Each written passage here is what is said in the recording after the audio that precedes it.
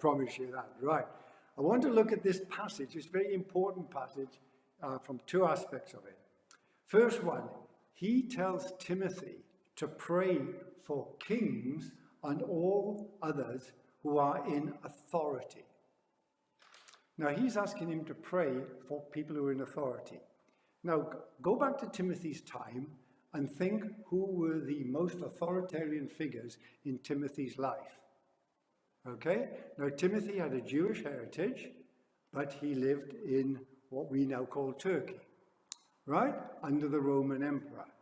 So, the two great people in his life with authority were Caesar Nero. He was a nice guy, wasn't he?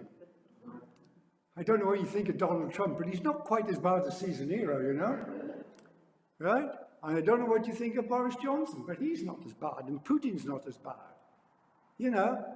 But here was this guy who was hadn't quite started yet, he was starting to persecute Christians. And the other important person, the other authoritarian, being a Jew, would have been the high priest.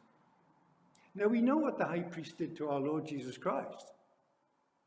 And just a couple of years before Paul wrote this letter to Timothy, 2 or 3 years beforehand, the high priest at that time, Ananias, took James, the Lord's brother, who was the leader of the church in Jerusalem, and had him stoned to death. These are the people you're to pray for. So I have no problem praying for any of our political leaders, or whatever their persuasion in whatever country. That's my duty, to do that. So we have to remember that.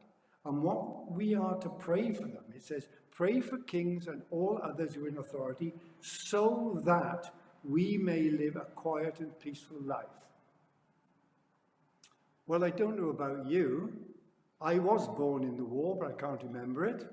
All I can remember is sweet rationing. Never mind. Right? And I have lived a quiet and peaceful life.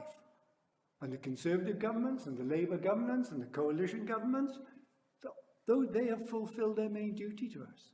We can live quiet and peaceful lives. We may not agree with everything they do, maybe some laws we don't like, but hey, that's not the purpose of this prayer. You pray for leaders so that we may live quiet and peaceful lives. And Jonathan now is going to lead us in our prayers, and he's going to focus on